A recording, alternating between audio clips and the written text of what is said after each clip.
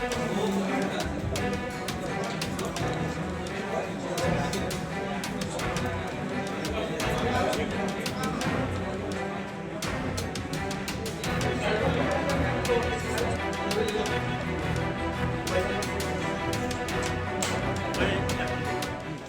जिल्ह्यातील पत्रकार बंधू आणि भगिनींनो, आज अण्णासाहेब पाटील आर्थिक विकास महामंडळाच्या एका दौऱ्याच्या निमित्ताने मी या ठिकाणी आलो.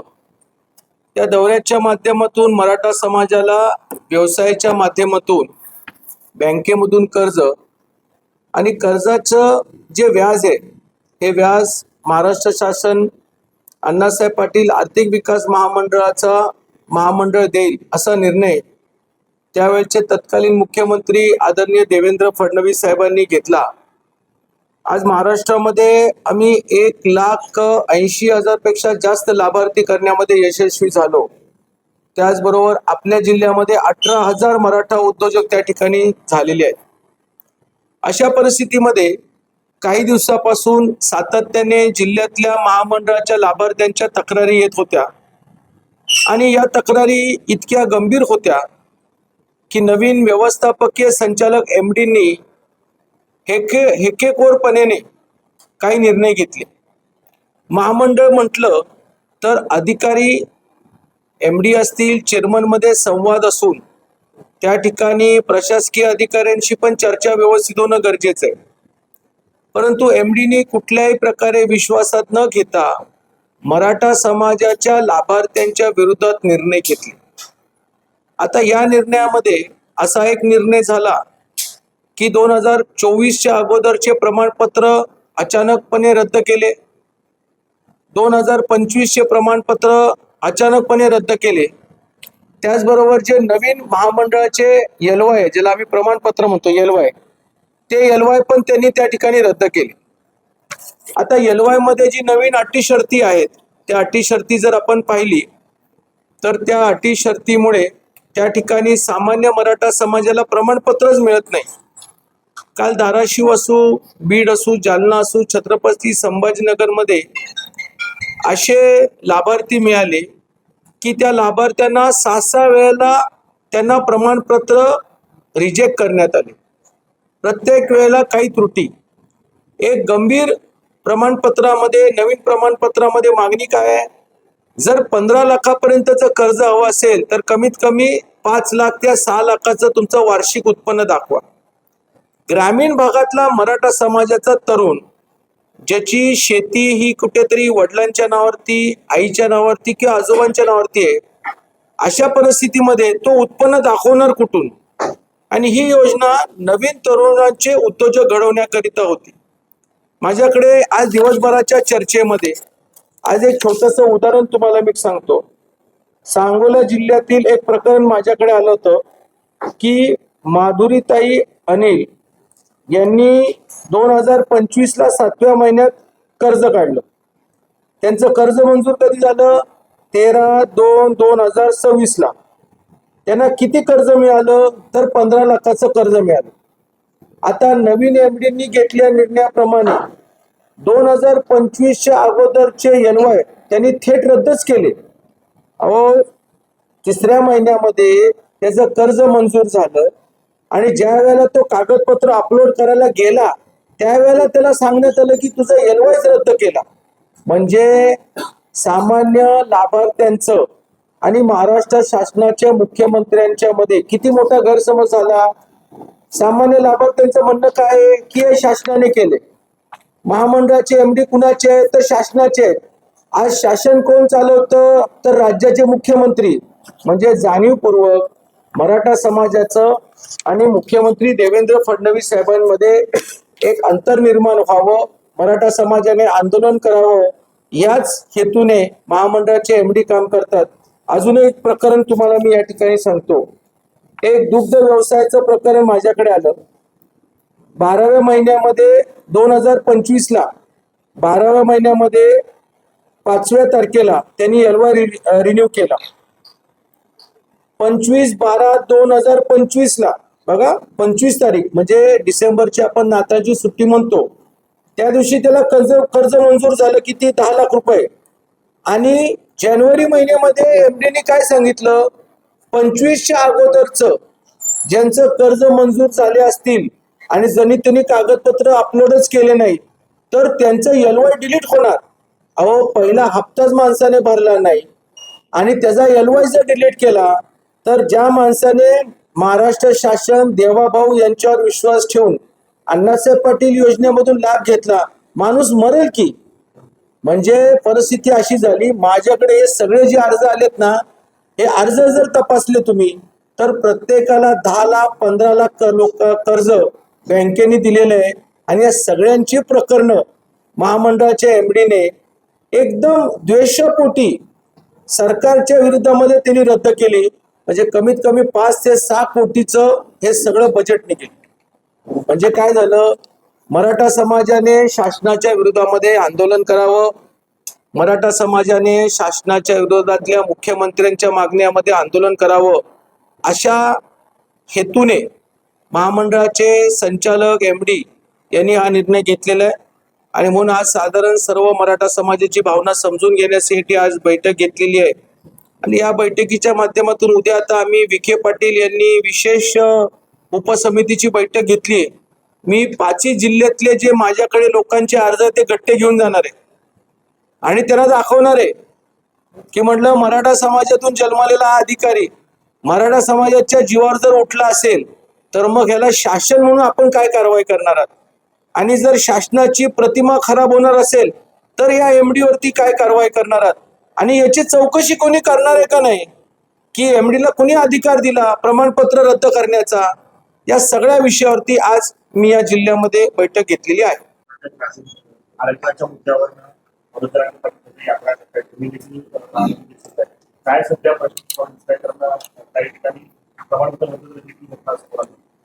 प्रमाणपत्र रद्दाचा जो विषय आहे या संदर्भामध्ये निवडणुकीच्या निमित्ताने ज्यांनी व्हॅलिडिटी करायला अधिकारी उमेदवार गेले त्यांच्या व्हॅलिडिटीमध्ये काही त्रुटी निर्माण झाल्या आणि म्हणून त्यांची व्हॅलिडिटी झाली नाही आणि म्हणून त्यांनी निवडून आल्यानंतरही त्यांचं ते पद किंवा ते रिझर्वेशन रद्द झालेलं आहे. परंतु मला पूर्णपणे विश्वास आहे की ज्या मराठा समाजाच्या तरुणांनी योग्य कागदपत्रे दिलेली असतील, काही जातीचे पुरावे दिले असतील त्यांच्या आजोबांच्या नोंदीच्या, तर त्या पुराव्याच्या आधारावरती त्यांना जे सर्टिफिकेट दिले ते सर्टिफिकेट योग्यच ठरेल, व्हॅलिडच ठरेल. आता ज्यांनी निवडणुकीच्या नावाखाली काहीतरी कागदपत्रामध्ये खाडाखोड केली असेल तर ते अडचण होऊ शकते. तो मुद्दा आहे की जे तुम्ही ते पूर्वीच्या दाखले जात पडताळणी होत नाही आणि त्याला अधिक सहकार्य करत नाही असं शेकडो तक्रारी दिली, त्याबद्दल आपलं काय नाही. असं काही असेल तर मला वाटतं विखे पाटील साहेब हे वारंवार जरंगे पाटील साहेबांशी भेटत असतात, बोलत असतात. त्याच्यामुळे त्यांच्या ह्या ज्या तक्रारी आहेत जेन्युइन आहेत. विखे पाटील साहेब मंत्री महोदय यामध्ये लक्ष घालतील. ज्या जिल्ह्यामध्ये जर व्हेरिफिकेशन वेळेवर होत नसतील तर त्या जिल्ह्यातल्या अधिकाऱ्यांना योग्य ती समज त्या ठिकाणी ते देतील. साहेब, कुठेतरी आपण या महामंडळामध्ये आधीपासून काम करताय आणि मराठा उद्योजक वाढवण्याचं काम त्यामुळेच तुमच्या अध्यक्षपदाला मात्र तुमची नकारात्मक प्रतिमा तयार होईल असं काही सरकारमध्ये मंडळींचा घाट आहे का? कारण आपण पाहतो की मराठा विरुद्ध ओबीसी, मराठा विरुद्ध अशी काही घटक सातत्याने काम करतो पाहिजे. अशातला काय हा प्रकार वाटतो का आपल्याला, आणि तुमची भूमिका तुमची काय असणार जर काही अधिकाऱ्यांवर नाही कारवाई झाली तर? काही मंत्रिमंडळाचे मंत्री वेगवेगळ्या व्यासपीठावरती महामंडळाला जास्त निधी देतो अशा प्रकारे वक्तव्य या ठिकाणी झालेलं आहे, परळीमध्ये झालेले बरेच ठिकाणी. आणि म्हणून असे काही मंत्र्यांनीच देशमुखांना हाताशी धरून काही अटी शर्ती निर्माण करण्याचा प्रयत्न केलाय का? मुख्यमंत्री याच्यामध्ये व्यवस्थितपणे तपासतील. कारण मुख्यमंत्री स्वतः सर्व जाती धर्माला घेऊन हे राज्य चालवतात, परंतु काही आमचे मंत्रीच आमच्याशी द्वेष वागतात. आणि माझ्या कामाच्या बद्दल तर स्पष्ट आहे की एवढ्या 4-5 वर्षामध्ये आम्ही कुठल्याच महामंडळामध्ये जबाबदारीमध्ये भ्रष्टाचार केलेले नाही आणि त्याच्यामुळे मला कसा त्रास होईल याच्यासाठी प्रयत्न करत असतील. पण त्यांना बेस्ट ऑफ लक. माझा नेता माझ्या खंबीर आहे. माझी भावना मराठा समाजाशी एकदम कटिबद्ध आहे, त्याच्यामुळे मला काही अडचणी येत. त्याला प्रमुख कारवाई केली. तुमचं नाव पण MDचं नाव विजयसिंह देशमुख आहे. हे म्हणजे सातारा जिल्ह्यातले मान खटावचे आहेत. ज्या ज्या वेळेला MDनी स्वतःहून मराठा द्वेषी निर्णय घेतलेले त्यावेळेला मी लेखी पत्र दिलेले आहे आणि म्हटलं तुमच्या या निर्णयामुळे मराठा समाजाचं नुकसान होणार आणि ज्या मुख्यमंत्र्यांनी सदैव मराठा समाजाच्या वेगवेगळ्या विषयावरती पाठबळ दिले अशा मुख्यमंत्र्यांचं नाव खराब होणार. एकनाथ शिंदे उपमुख्यमंत्री त्यांचं नाव खराब होणार. उपमुख्यमंत्री सुनित्राताई वहिनी म्हणजे पवार यांचं नाव खराब होणार. म्हणजे शासनाचं नाव मराठा समाजामध्ये खराब होणार आहे. परंतु या अधिकाऱ्याला कुठल्याही प्रकारे भान न ठेवता कुठल्याही प्रकारे माझं न ऐकता त्यांनी अंमलबजावणी केली, हे दुर्भाग्य. जानेवारीपासून आतापर्यंत एक आपल्याशी महामंडळामधून योग्य डिपार्टमेंटकडे विभागाकडे आपल्या महामंडळाला किती पैसे लागणार आहेत ह्याची माहिती वेळोवेळी व्यवस्थितपणे देणं गरजेचं होतं. MDनी जाणीवपूर्वक नक्कीच पत्रावळी दिली, परंतु त्याचा पाठपुरावा केला नाही. शासनाला असं काहीतरी भासवलं की जेणेकरून आम्हाला योग्य निधी न मिळाल्यामुळे महामंडळाच्या लाभार्थ्यांना व्याज परतावा देण्याकरिता सरकारमधून शासनाकडनं आम्हाला पैसेच मिळाले नाही. परिस्थिती गंभीर आहे. काल 2-3 दिवसाच्या या सगळ्या आंदोलनामुळे आमदार अभिमन्यू पवारांचा फोन आला. त्यांनी संबंधित विभागाच्या अधिकाऱ्यांशी चर्चा केली. उद्याच यथाकदाचित मुख्यमंत्र्यांशी सविस्तर चर्चा करून अधिकचा निधी आणि अधिकाऱ्यांच्यामुळे शासनाची होणारी प्रतिमा डागलण्याचं काम कारवाई करण्यात येईल असं मला विश्वास आहे. साहेब असं तुम्ही देशमुख आहेत ते मराठा, पण मग लाडकी बहीण असेल किंवा या योजना ज्या आहेत, त्याच्यामुळे अनेक योजनांवरती परिणाम झालेला पाहिजे. कुठेतरी सरकारमधलेच मंत्री किंवा प्रमुख जे नेते आहेत ते त्यांच्यावरती दबाव टाकत नसतात कशावर? कारण या संदर्भात तुम्ही मुख्यमंत्र्यांना काही अवगत करून दिले का हा प्रकार आणि त्यांची काय प्रतिक्रिया? मी आमचे मराठा उपसमितीचे मंत्री आदरणीय राधाकृष्ण विखे पाटलांना गेल्या 5-6 महिन्यापासून ही वस्तुस्थिती सांगत आलेलो आहे. त्यांनी पण 1-2दा MD देशमुखांना अवगत केलं की तुम्ही मराठा समाजाच्या विरोधी धोरण घेऊ नका. शासन मराठा समाजाच्या विविध प्रश्नासंदर्भामध्ये सकारात्मक आहे, परंतु वारंवार सांगून देखील पण त्यांनी निर्णय घेतले नाही. शेवटला आता मुख्यमंत्र्यांशिवाय मला पर्याय नाहीये आणि आता मुख्यमंत्र्यांना मी भेटून त्यांना वस्तुस्थिती सांगतो.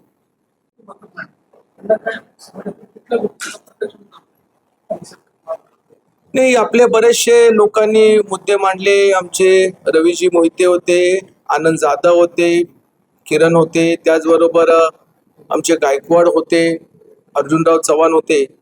या सगळ्यांचा रोष काय होता की बँक जे आम्हाला कर्ज देते आणि हे कर्जाचं व्याजाचा दर शासन परत व्याज परतावा देण्यापेक्षा जास्त आहे, पहिला मुद्दा. दुसरा एक अशी अडचण होती की मॉर्गेज मोठ्या प्रमाणामध्ये घेतलं जातं, जे कोऑपरेटिव्ह बँकेचा तो नियमच आहे. आणि तिसरा मुद्दा होता की व्याज परतावा वेळेवर न आल्यामुळे मुलांचं सिबिल खराब व्हायला लागले. त्याच्यामुळे एक खरी गोष्ट आहे की वेळेवर शासनाकडनं पैसे आले नाही तर व्याज परताव्यामुळे गडबड होऊ शकते. परंतु हे सगळे कारणं आहेत ना, ही अधिकाऱ्यांची आहेत. कारण आम्ही जिल्ह्यामध्ये लोकांच्या बरोबर फिरून बँकेने कर्ज देण्यासाठी प्रयत्न करतो, तर अधिकारी अशी अटी शर्ती निर्माण करतात की त्या बिचाऱ्याचं कार्यक्रमच झाला पाहिजे असा विषय आहे.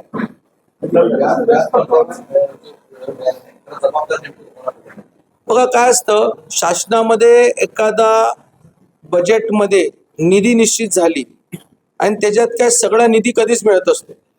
म्हणजे उदाहरणार्थ 1000 कोटी जर मंजूर झाले तर 1000 कोटी लगेच देत नाही. ते पहिले 200 कोटी देतात, मग त्या 200 कोटीमधून 150 कोटी खर्च करतो, 50 कोटी रिझर्व करतो आणि 200 कोटी खर्च झाल्यानंतर परत नवीन मागणी अधिकारी करत असतो. आता हे जर मागणी वेळेवर झाली नसेल तर शासनाला काय एकच महामंडळ नाही ना, त्याच्यामुळे व्यवस्थित मागणी झाली पाहिजे, त्याचा पाठपुरावाही झाला पाहिजे. आणि ही योजना नवीन आहे. शासनामध्ये प्रत्येक महामंडळाला बजेट आहे. आमचं महामंडळाला बजेट नसल्यामुळे ही अडचण आलेली आहे. परंतु आत्ताच्या परिस्थितीमध्ये सरकार ह्यामध्ये काहीतरी चांगला तोडगा काढेल. प्रलंबित व्याजपत्राला जो आहे तो कधीपर्यंत मिळेल? मला तर अपेक्षित आहे आता उद्या मी मुख्यमंत्र्यांना भेटणार आहे, जे स्वतः या डिपार्टमेंटचे मंत्री पण आहेत अर्थ खात्याचे, आणि आम्हाला जे पैसे मिळणार आहेत त्याच्यातली तुर्तास 400-500 कोटी तरी पुढच्या आठवडा 15 दिवसामध्ये जर मिळाले तर पहिल्या टप्प्यामध्ये आम्ही महामंडळाच्या लाभार्थ्यांना ते देऊ. पहिला मुद्दा जे 2024 आणि 25 एलवायचा विषय आहे, या एलवायचा विषयी एमडीने स्वतः श्वेतपत्रिका काढून घेतलेला निर्णय जर बदलला नाही तर मग ते कारवाई करावं लागेल आणि त्यांनाही व्याज परतावा द्यावाच लागणार आहे, कारण त्यांनी महामंडळाचा आधार धरून या योजनेचा लाभ घेतलेला आहे आणि त्यांना योजनेपासून आपण अलिप्त सोडू शकत नाही. घरांमध्ये आंदोलन करण्याच्या आग्रहामुळे सातत्याने व्यासपीठावर मुख्यमंत्र्यांची भूमिका मांडतायत. आंदोलन छेडण्याचा प्रयत्न मुख्यमंत्र्यांनी करण्याचा आरोप केलेला आहे. आपण या सगळ्या आरोपांची एक मोठा अधिकारी वर्ग आहे ना, जो जाणीवपूर्वक राज्याचे मुख्यमंत्री आणि राज्याचे उपमुख्यमंत्री एकनाथ शिंदे आणि मराठा समाजामध्ये अंतर निर्माण करून देण्याचा प्रयत्न करतो. म्हणजे फार मोठं षडयंत्र आहे. उगाच माझाच महामंडळाचा विषय घेतो. आता जात प्रमाणपत्राचा विषय मला एवढं गांभीर्य माहीत नाही, कारण ते कुठल्या जिल्ह्यात तालुक्यात झाले मला याची कल्पना नाही. परंतु महामंडळाचंच उदाहरण घेतलं तर ज्या अटी शर्ती निर्माण केलेल्या आहेत हे काही शासनाने त्याला सांगितलं नाही, मग त्यानं स्वतःचं डोकं चालवलं. बरं, मी चेअरमन म्हणून लेखी पत्र दिल्यानंतरही त्यांनी काहीच दखल घेतली नाही. म्हणजे काय आहे की मुख्यमंत्र्यांच्या विरोधामध्ये मराठा समाज आंदोलन करावं, त्याच्या विरोधामध्ये बोलावं असा प्रयत्न काही अधिकारी वर्ग करतात. राज्याच्या प्रमुखांनी या अधिकारी वर्गांकडनं योग्य समज दिली पाहिजे की तुम्ही बजेटमध्ये तरतुदी करता, चांगल्या योजना आणता, आणि जाणीवपूर्वक अधिकारी वाईट वागत असेल तर मग वाईट अधिकाऱ्यांच्या वरती योग्य ते शासन आणि खूप चांगली पोस्टिंग त्यांना दिली पाहिजे, जेणेकरून त्यांच्या लक्षात येईल की त्यांनी काय चूक केली. शासन करण्याचा काही दोष नाही तुम्हाला वाटतं? बघा, 100% माझ्या प्रकरणात तर सरकारचा काही दोष मला दिसत नाही, कारण शासनाकडनं कुठे अटी शर्ती अशा निर्माण करून लाभार्थी कमी करावे असं कुठल्याच प्रकारे सांगण्यात आलेलं आहे. ह्यानं खोडसळपणे स्वतःच काहीतरी केले. पण मग अशा अधिकाऱ्यांची काही नावं आपण पुढच्या येणाऱ्या कालावधीमध्ये जाहीर करावं का? मी तर करतो ना. मी तर आता महामंडळाचे आमचे एमडी विजयसिंह देशमुख यांचं तर नाव तर उघड उघड घेतलेलं आहे. आता बाकीच्या विषयावरती मला याची कल्पना नाहीये, परंतु असे एखाद्या जिल्हा स्तरावरचे अधिकारी व्हॅलिडिटी देताना काही चुकीचं करत असतील तर मग आम्हाला त्यांची नावं मिळाली, पुरावे मिळाले, आम्ही त्यांचे नाव घेऊ. अध्यक्ष महामंडळाने नाही, आम्ही आता उद्या मंत्री महोदय विखे पाटील साहेबांना सविस्तरीय गट्टे घेऊन गेले. जवळजवळ 2000 गट्टे माझ्याकडे आलेत, प्रत्येक जिल्ह्यामध्ये 100-500 आले. याच्यावरती उद्या विखे पाटील साहेबांना हे पुरावे देतील. हे पुरावे दिल्यानंतरही उपसमितीने जर यामध्ये काहीच केलं नाही तर मग आपल्याला निर्णय घ्यावा लागणार. आपण समाजाची माणसं आहोत. मराठा समाज जर उद्या व्यवस्थित राहिला नाही तर तो एका प्रकारे माझ्याकडे बघताना संशयाने बघेल, आणि मी जातीवंत मराठा आहे, समाजाच्या पुढे मी पण जाऊ शकणार नाही. त्या सुद्धा असेल तर मला जर समाजाची कामं होणार नसेल तर महामंडळाचा राजीनामा करतो. त्यावेळेस मी आता देवेंद्र नाव दिलं होतं, आता असं की सरकार मुख्यमंत्र्यांपर्यंत जाऊन सुद्धा ऐकलं जात नाही का तुमची सरकार? 3 दिवसाच्या वातावरणामध्ये अभिमन्यू पवार आमदार यांनी मुख्यमंत्र्यांच्या बऱ्याचशा विषय कानावर घातलेले आहे. मला अपेक्षित आहे जे माझे मुद्दे आहेत ते मुख्यमंत्री माझं व्यवस्थितपणे ऐकून घेतील. माझंच नाही तर प्रत्येक जिल्ह्यातल्या आमदारांनी, तालुक्यातल्या आमदारांनी मुख्यमंत्र्यांना हे कळवलेलं आहे की किती समाजामध्ये आपल्या नावाची प्रतिमा खराब होते. त्यामुळे मुख्यमंत्री कारवाई करतील हे मला पूर्णपणे विश्वास आहे. महामंडळाने गेल्या वर्षी प्लेन प्रक्रियेमध्ये बदल केला. काय बदल केला? आता हे मला एवढं सांगता येणार नाही, कारण मी मगाशी सांगितलं मी सध्या नावापुरता चेअरमन आहे. म्हणजे एमडीनी एखादा धोरणात्मक निर्णय घेत असताना चेअरमनच्या कानावर घालून त्याची संमती तरी घेतली पाहिजे. आता त्यांनी काय बदल केला हे मी जरा माहिती घेऊन मग मी तुम्हाला कळवतो. नाही, पण व्याज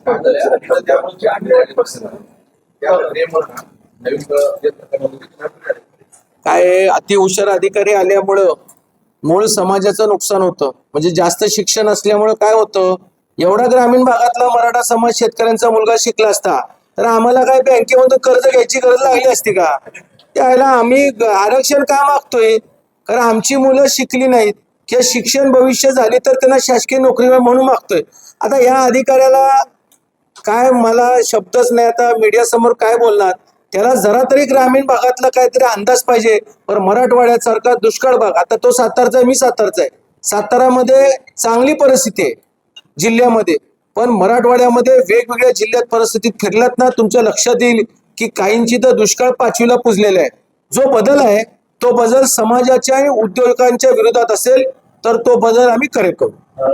आपण आणि कसं मोर्चा काढताय किंवा फिरतायचं, लक्ष्मण आठवले देखील आजपासून मोर्चाला सुरुवात केली की पश्चिम महाराष्ट्र दौरा करतात. लक्ष्मण हाकेच्या काय पोटात दुखतंय मला तर कळत नाही. आणि जरांगे पाटील समाजासाठी काम करतात. आता लक्ष्मण हाके करतोय त्याला काय प्रतिसाद मिळतोय हे मीडियाला मला माहित आहे. आणि जरांगे पाटलांच्या पाठी समाज उभा आहे. त्याच्यामुळे जरांगे पाटलांना शुभेच्छा. आमचा नेता व्यवस्थितपणे काम करतोय आणि ते व्यवस्थित करत राहणार. जरांगे पाटील पुत्र देखील त्यांनी घेतलेला आहे. अनेक ठिकाणी काय आहे, हे बघा एक सांगू ना की त्याची उंची काय आहे हे कळते. जरांगे पाटील त्या एका अशा स्टेजवरती पोचलेले आहेत की अशी नाक्यावरची आजूबाजूली काही भुंकणारी मंडळी भुंकली ना तर त्यांना फरक पडत नाही.